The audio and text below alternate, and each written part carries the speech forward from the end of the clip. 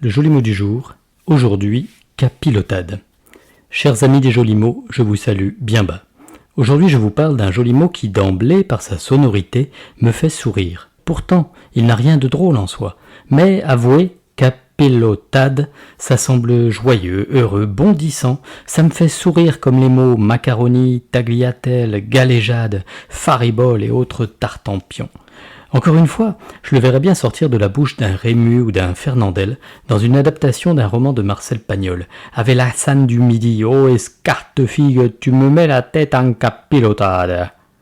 Figurez-vous que si ce terme m'inspire ainsi le sud, le soleil, les accents chantants, c'est sans doute parce qu'il tire son origine, une fois n'est pas coutume, de la langue espagnole. Souvent, nos jolis mots nous viennent du latin, du grec, de l'italien. Celui-ci nous arrive de la péninsule ibérique, dérivé de capirotada, qui signifie un certain plat au capre. Capirotada dérivant lui-même de capirote, qui signifie le capuchon. Il s'agit d'une casquette typique utilisée par les confréries religieuses qui font des processions pendant la Semaine Sainte. Au fait, vous aimez les capres ? Personnellement, j'en raffole, que ce soit les tout petits comme les gros avec la queue. Oui, nota bene, le mot capre est du genre masculin, on dit un capre, mais en fin de compte ce n'est pas le propos du jour. Revenons à nos moutons, ou plus exactement à nos volailles. Et pourquoi la volaille ? Parce que, habituellement, la capilotade est, en gastronomie, un ragoût composé de restes de volaille ou de viande préalablement cuite, coupée en menus morceaux, accompagnée d'une sauce relevée. De l'art d'accommoder les restes, comme le veut la formule. La capilotade de perdrix est fameuse, paraît-il. Mais laissons là ces détails, certes succulents, mais assez peu fréquents dans la bouche du commun des mortels. En revanche, c'est la version figurée de cette locution adjectivale que l'on emploie le plus souvent. Quoique, souvent ne soit pas non plus le bon terme, dans le sens où cette formule a été, avouons-le, un peu délaissée au profit d'autres plus modernes ou moins soutenues.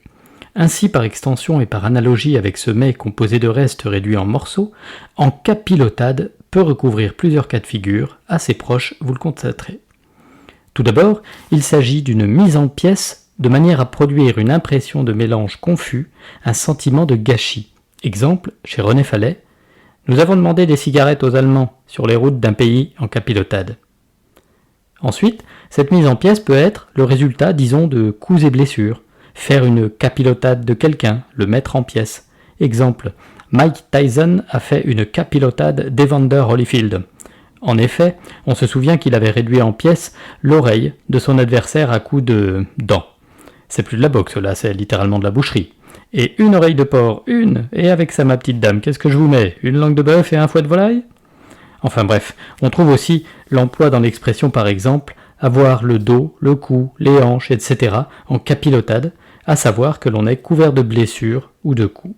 Enfin, avoir les pieds ou la tête en capilotade signifie éprouver une grande fatigue, avoir très mal à la tête.